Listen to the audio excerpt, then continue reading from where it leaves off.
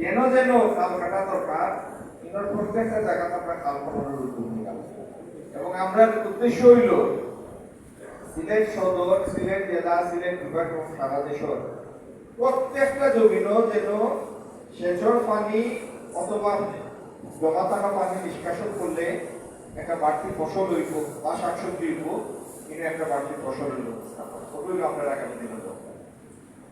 আর আগামী দিন আমরা যেটা চেষ্টা করব, আপনারা জানেন যে 14 এপ্রিল আগামী 14 এপ্রিল আপনার প্রধানমন্ত্রী জনাব তারেক রহমান সাহেব কৃষক কার্ড দেওয়া শুরু করবা।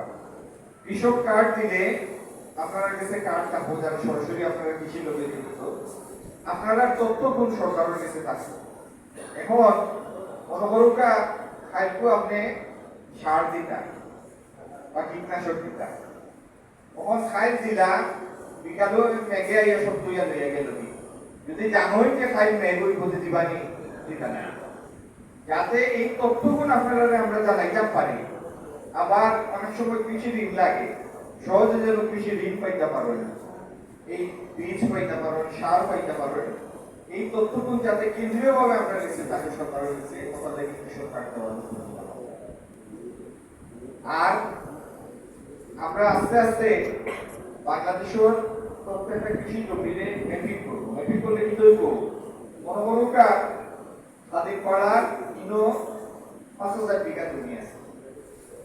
এই জমি এই জলবায়ুর মানে এই আবহাওয়ায় কোন ফসলটা সব থেকে বেশি ভালো হবে, এই খবর যদি আপনারা পৌঁছাইতে পারি তাহলে আপনার সিদ্ধান্ত নেওয়া সহজ হয়ে যাবে।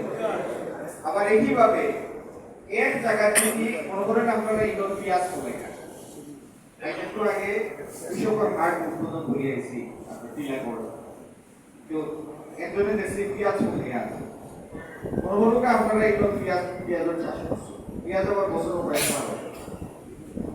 এখন পুরা জায়গা যদি পেঁয়াজের চাষ হয় তাহলে সরকারের যে সমস্ত সাহায্য করে পেঁয়াজের বীজ দেওয়া, আপনারা খবর পৌঁছানি, তদারকি করা, কোন রোগবালাই হইলে এইগুলোর বিহিত ব্যবস্থা করা, এক জায়গায় যদি সবে এক জিনিস করেন তাহলে সরকারের পক্ষে সহজ হইব না আপনারা যোগান দেওয়া।